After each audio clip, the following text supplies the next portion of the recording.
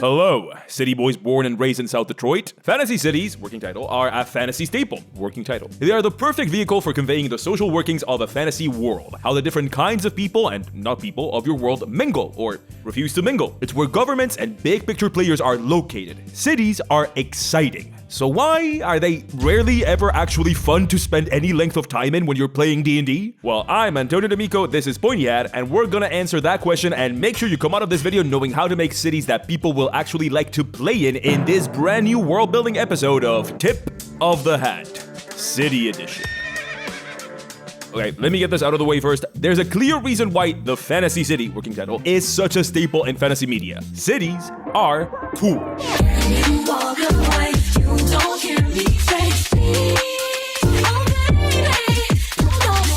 Fantasy media, by definition, is set in a world different from ours, and cities are often the best possible places to quickly convey how that world is different. Is it inhabited by wildly different species of people with complex relationships between those species? Well, there's not a better place to show that than the place where most people live. Does your world have magic? Well, that would affect how most cities run pretty heavily, and the rules of magic in your world cannot be better understood than by showing how magic is actually applied in the day-to-day lives of people living in this world, or studied by those same people in whatever magic academy. Think of a city as a microcosm of your world in miniature. This is why we put cities in our games, and this is why we need to get them right, because they are the greeting card to the universe you have created, and you don't want to make a bad impression, otherwise people might just dip out and start citing scheduling conflicts to get out of playing your game because you're on your third shopping episode this month. I'm somewhat of an expert on the subject of cities. As a matter of fact, I've been to a city before. Not only that, but I come from a city.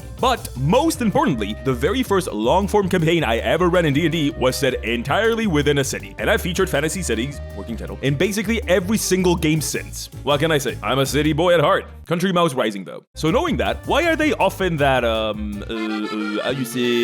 boring and bad and awful? Well, we gotta figure out the fun and unique ways in which cities are boring and bad and awful. And let's do that through a numbered list, because the ghost of 2010 BuzzFeed still haunts me to this day. And they're also just fun to do. Those LA-based elder millennials were onto something. Number 1, city making hard.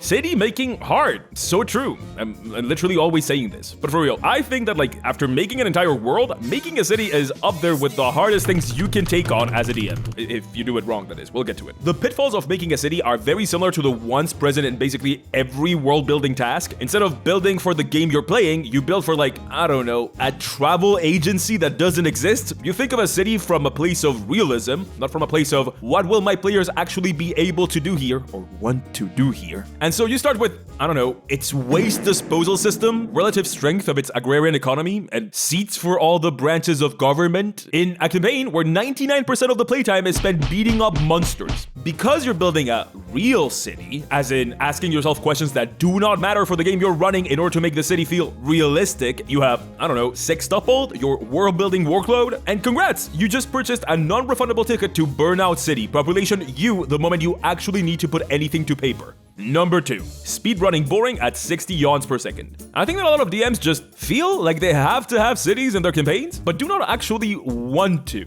As in, they don't have any specific beef with cities, but their current adventure just doesn't need one in the slightest. Still, they put a city in there because, well, as we have established, cities are cool. And also because it just feels like a thing that happens in D&D. This is what most of the problems people have with cities stem from. Cities made like this can sort of be a dearth of adventure, excitement, and fun. It's like a metropolis-sized DMV. It often takes the shape of a never-ending shopping episode, which is a thing that people are unreasonably attached to. I think this might be a Critical Role thing. People really like the party interacting with the fun shopkeeps that happens in that game, which therefore means that the DMs feel the need to roleplay every shopping interaction, no matter if the shopkeep is important or not. And I'm just gonna say the controversial thing right now. If your D&D shopping session lasts a full session of play, like a whole 4 hours or more, you might want to reconsider some stuff. If it isn't the wonderfully exciting world of waiting for your friends to decide if they want a +1 sword or a +1 rapier while doing math to know how much the party funds have after paying 14 gold, 82 silver, and 61 copper, it's the other horseman of bad city design apocalypse, exposition, and only exposition. As we have established, cities are cool. And they also have a lot of people in them. And most important people in your world probably live in cities, which means they are the perfect opportunity for the actual play experience of the players be half shopping and half never-ending conversations with extremely powerful NPCs that tell the plot at you, or worse, explain the world at you. Exposition is necessary, but cities often end up being exposition-only places. And this is because 3. When do I get to hit stuff? Have you ever heard that thing where someone goes, your dungeon should not just be combat, and not just puzzles, but also roleplay? I'm someone. Yes, I said that in my video on dungeons. Well, guess what? It's the same for cities in reverse. Just like it's kinda hard to put a social encounter in a dungeon, it's hard to put meaningful or plentiful combat encounters in a city. If you're running a political intrigue game, the fact is that the players are generally never gonna want to solve their problems with violence. I know, there's jokes about murder hobos, but in my experience, and the experience of most of the people I talk to, most players will take the pacifist option. This ends up meaning that all that happens in the city is uniquely suited for charisma heavy builds, with the rare intelligence build thrown in there, so the wizard and that's it, getting some shine sometimes, and so druids, rangers, fighters, and oh god, barbarians get the very, very short end of the stick when the party's in a city. This means that at best, these classes don't get to actually influence the important story beats that happen in cities, relegated to just hit things when they're allowed to hit, and kinda just listen in when the thing in front of them is a VIP NPC that the party would get very mad at the barb if the barb decided to hit, or at worst, the barbarian fighter druid ranger gets like maybe some rats to hit whenever the party does the mandatory we gotta go into the sewers mission, and that's it. That's all they get to do in the city, which becomes more of a problem if this isn't just one fantasy city.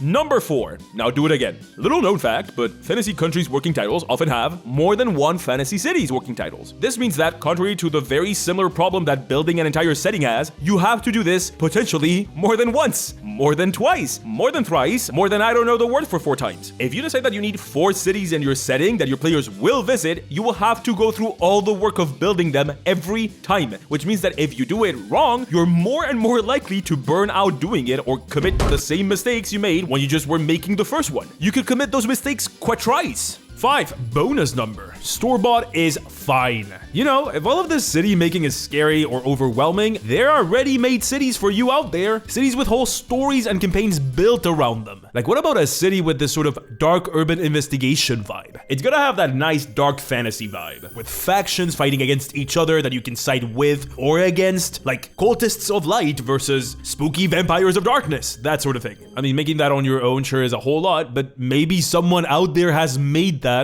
And maybe that's not a baby because Elder Brain has. Is there a better sponsor for a video on cities? I don't think so. This is Scepter of the Lightbringer. And if you want someone to do the hard part for you, you're covered now. This is more than 700 pages, yes, more than that, of urban adventures and sandbox campaigning. It contains not 1, not 2, but 3 fully developed cities, NPCs numbered in the hundreds, custom-made encounters and locations, all of that ready to play in person or with their VTT ready packages. And is this just for DMs? Of course it isn't. Subclasses, feats, spells, new stuff for players for that urban adventure vibe. So if all of this sounds good, check out that Kickstarter. You don't have to take my word for it. There are free downloads in there for you to test everything out for yourself, with a dozen dungeon maps, monsters, subclasses, and a complete adventure scenario in an asylum. If you've been planning to run a city campaign, this is the best place to get you covered or started with your own. It's the very first link in the description. And now that we've run through all the common pitfalls of making cities wrong, what now? So, how do we avoid this? How do we not make those mistakes no number of times? Well, y'all know that in these videos I try to actually come up with a solution and not just list negatives for clicks. I've been building cities since I started playing D&D, and I feel like my method gives pretty nice results, you tell me. I'm a simple hat, I like pirates, I like cowboys, I like trains, I like competition shows, I like cooking, I like long walks on the beach, and I like theme parks. Yes, I'm one of those weirdos too. Hear me out, we're not gonna build cities, we're gonna build theme parks.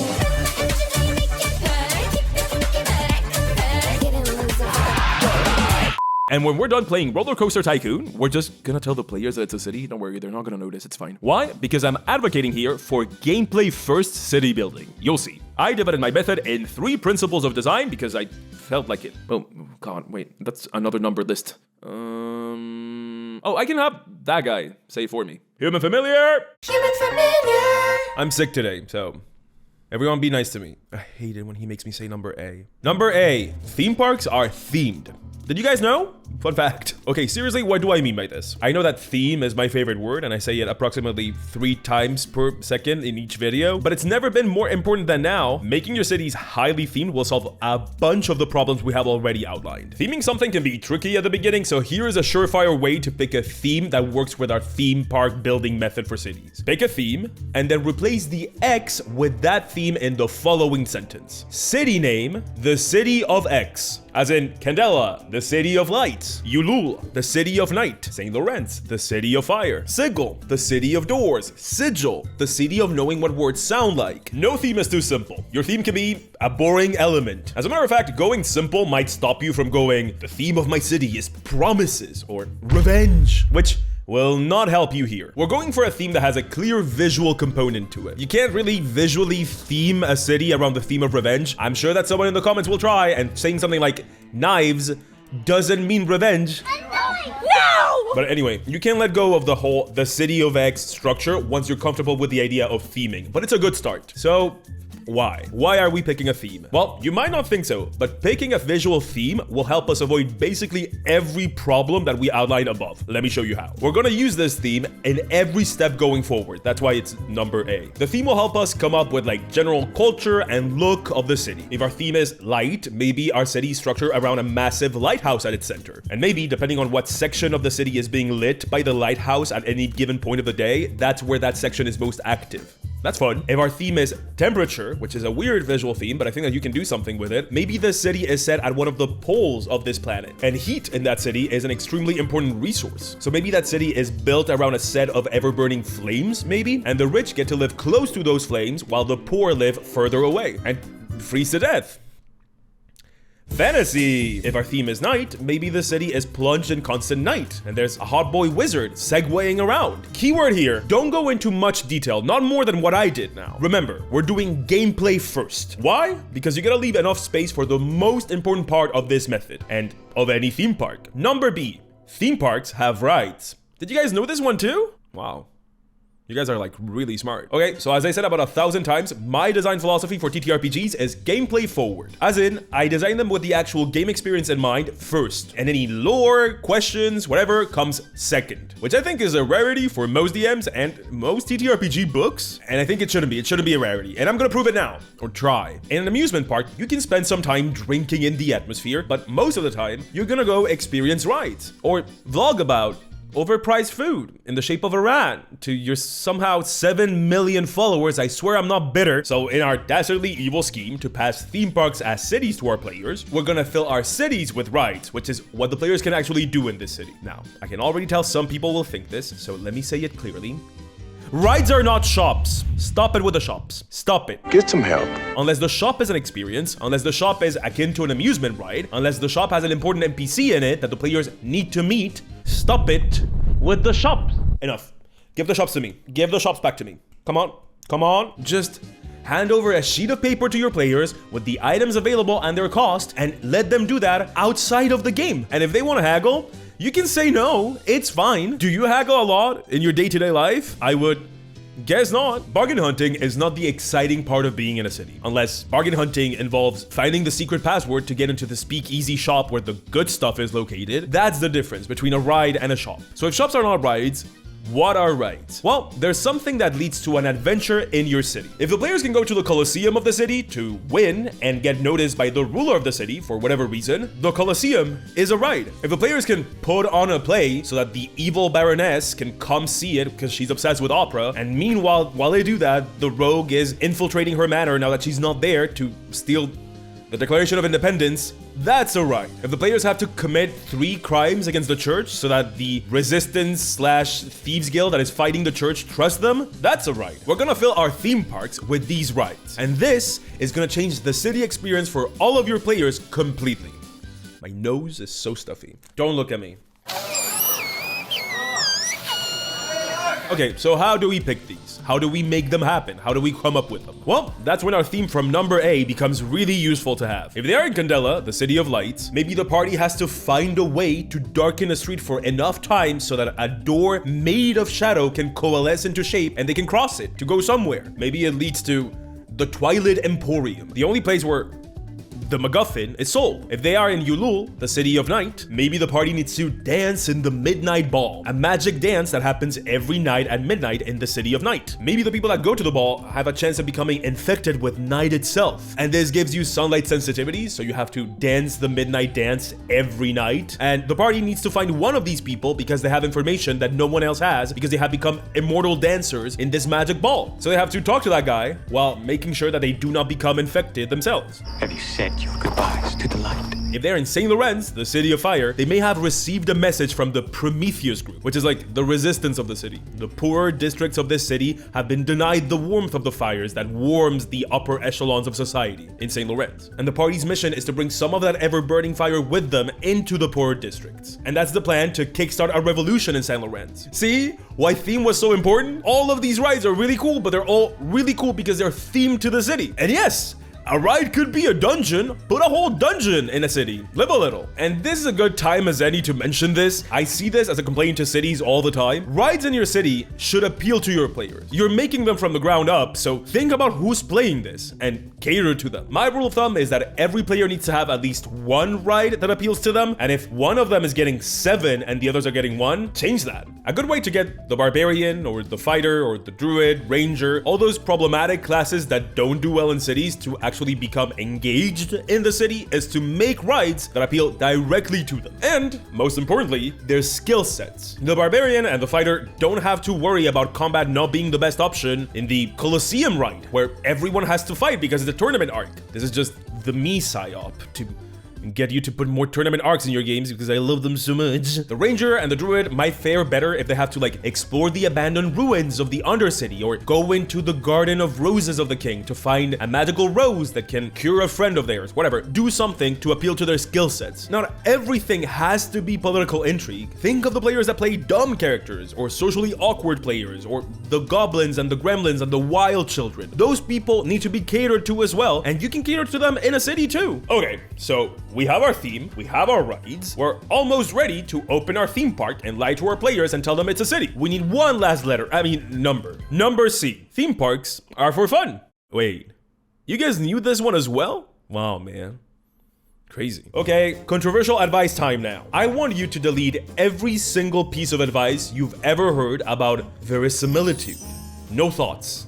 Not anymore. Why? Because I think that this is most of the reason why you're burning out and your cities are a slog to play through. Striving for realism, for things to make sense, is not helping you. You sitting down and coming up with ways in which the city's sewage system works, or how exactly does it manage taxation of neighboring counties, or where are they exactly in terms of population growth? How do they feed the population specifically? All of these questions, when none of them have anything to do with gameplay or the story you're telling, is killing you and the game. All of this work just in case someone in the party asks, as if this was like a test, like they're seeing if you pass world building class. This is not leading to something that is fun to play in or fun to explore, or very importantly too, fun for you to create. That level of world building when it comes to D&D is gonna burn you out so fast it's not even funny. Yes, you can engage in it for fun, or if you're writing a novel or a video game, I don't know. But setting that as your standard for your D&D game is gonna lead to you just not doing anything, because there will come a time when you would have had the energy to plan the next session where the players would have gone in like a Mario Kart-esque race through the city of speed, but no, you won't do it because you've set a standard for yourself of insane and mostly useless world building every time. So now you're setting yourself to a set of rules and standards where you have to stay until 3 a.m. in a prep bender, coming up with ways in which the city of speed has solved its renewable energy problem. And you know what happens next? You don't do anything. You don't do the race, you don't do the world building because it's all too much to do. So you don't do any of it. You cancel the session and you hope that next week you find it in you to do both of those. And you won't, because you're burnt out. You don't want to do any of those anymore. I know this because I'm talking about myself. I've done this 1,000 times before I let go of that stupid instinct to world build me into an early grave. I know exactly what makes people do this, especially people that like world building, and it's that need for verisimilitude. It's that chase for realism in your play pretend game. It's not good world building unless every single aspect has a prepared answer that you're ready to give. Once again, as if this was a test, like in the stupidest exam in the world. This sounds like a stupid thing to point out, but I really don't think it is. You're doing this for fun. It's a game. You're playing with your friends. It's fine. It's not a test. Your friends are gonna have a much better time when you concentrate your limited amount of efforts into actually having fun and prepping sessions that are fun. The game for you and them is gonna improve significantly when you start centering their fun and your fun instead of passing the world building exam. So when we're making TTRPG cities, let's try to make them theme parks and not cities, and just lie to your players and tell them that it's just a normal city. Doing this fixes all of the problems outlined in the section of this video. It sets us up to make cities much faster. It makes it terribly easy to make them as many times as we need them. It makes them all feel distinct because they all have a different theme. And most importantly, it concentrates on the fun to be had in cities and caters to your specific players and their specific wants and needs. It's good, or at least I think so. Try it before you knock it. But talk is cheap, and making YouTube videos is free. So why don't I put my theme park method to the test? Why don't we go ahead and build a city using this gameplay first approach and using this very method? Let's see where it goes and if the results are all I cracked them up to be. I'm stealing a city I made on stream back when I used to stream. I want to get back into it. It was going so well, like top most watched streams in D&D category so well. So I moved it to YouTube, to this channel, and the channel did not like that. Oh boy, did it affect the performance of all the videos. Oh boy, all views were down. Well, I'll bring it back somehow. Anyway, we need a theme for our theme park, as I explained. And for this example, I'm going for education. I know, it's a bit of a stretch visually, not the theme I would tell a beginner to pick, but I'm not a beginner. I made this method myself, and like dark academia, light academia, there clearly is an aesthetic to education. We can make visuals for this, and we certainly can make rides with this theme. So immediately, I'm thinking of a city divided in areas of study. The different wards are literally based on the different fields of study that the university government body offers. As a matter of fact, let's literally call them that. Fields. There's the field of natural studies for the study of the natural world, fauna, flora, and all that hippie shit. There's an arcane field, a healing field, a military field. You get it. And wouldn't it be cool if each field is led by a dean, an eminence in that field that oversees the study of their chosen field and the governance of the people that live on that field of the city? That's sick. I like that a lot. Cool. So university city. The theme is study. We got it. Next, we're gonna make some rides for this theme park based on this theme. And since I said that I wanted to tailor these to our party, I'm gonna make a fake party to tailor those rides too. So who are our players? Well, there's Rick and Morty, the wizard player. They like puzzles, riddles, and overthinking. There's Theater Kid, the bard player. They like roleplay, social encounters, and talking about their their characters' feelings. There's Hulk, the barbarian player. They like to fight.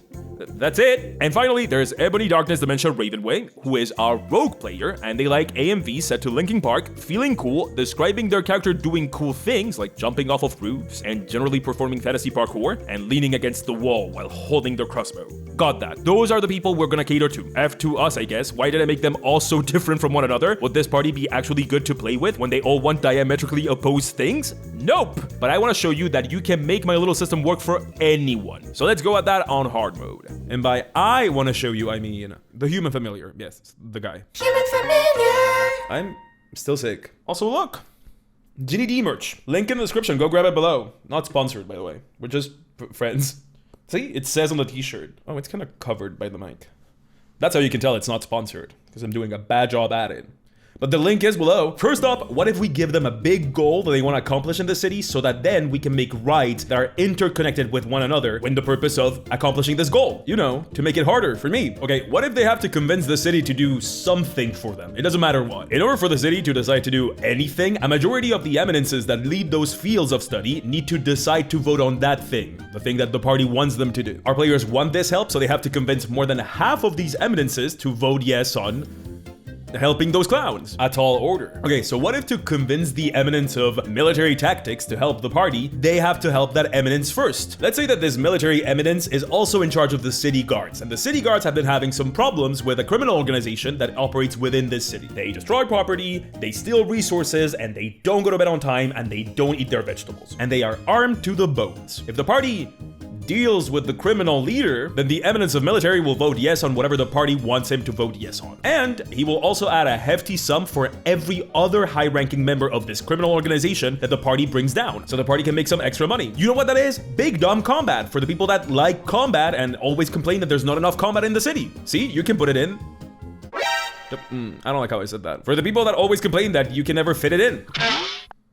But also, this could be at the same time an infiltration mission, which means that our Ebony Darkness Dementia Ravenboy rogue also gets to enjoy this mission. It's not just for Hulk the Barbarian to enjoy. And if they go the route of maybe pretending to be one of the mooks of this criminal organization, the Bard, the theater kid, could get something out of this. This can appeal to several people at the same time, which is what you want out of these rides. And if you want to take it even further, what if you find out actually why this criminal organization happened, and they're more like a resistance, and maybe this city that is so academically minded just shafts anybody that cannot deal with academics, that cannot take an exam. That's interesting. Moral dilemmas, that's a cool thing to include. Okay, for another one of the eminences, what if the easiest way to convince the eminence of natural studies is blackmail? What if the party has to sneak their way into the eminence's laboratory and find something in there that the eminence does not want to see the light? Something that would get them uber cancelled if it ever came out. So for this one, I imagine it more as finding a way inside the lab and then finding a way through all the puzzles and traps that the eminence has set up to catch people like them, including the insane chimeras that this eminence keeps as both guard dogs and test subjects.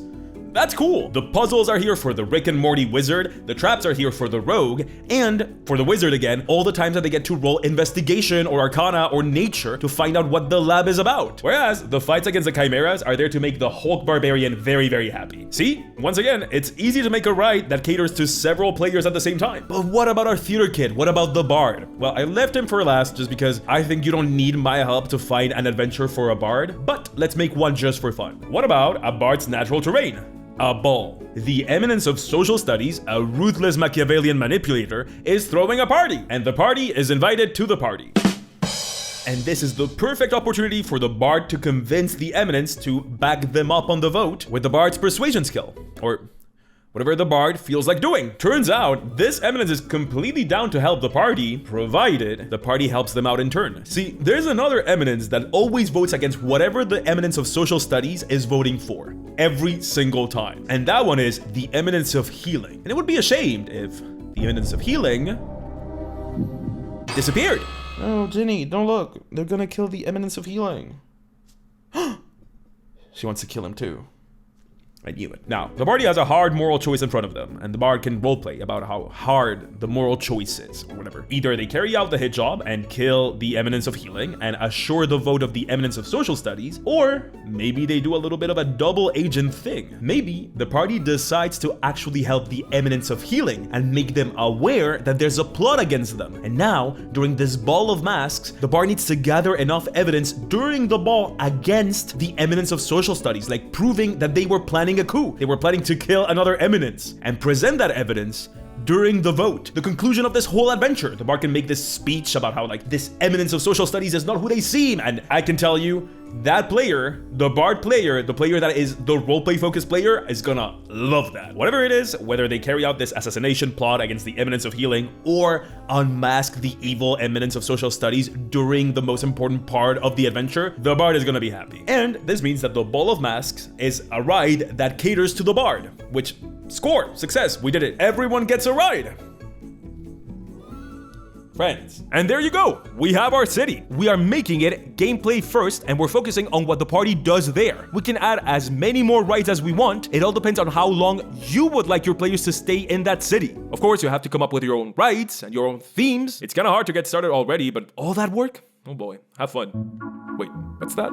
Is that theme park music? Yes, it is. Welcome to Pointy Hat's 100% free stuff land. If you go to the description below, you will find a doc full of potential themes for your city and ideas of rides if you want to give this gameplay first theme park method of city making a chance. And if you don't want to build cities, but entire worlds, how about this video on world building? It outlines every single step. This video is sort of that video's baby. And what happens when you are in between cities? Well, here's a video on traveling. Today, one of my best received videos ever. People really like this one. It comes with its own traveling system. All right, go and hit the town. Bye. Mwah, mwah, mwah.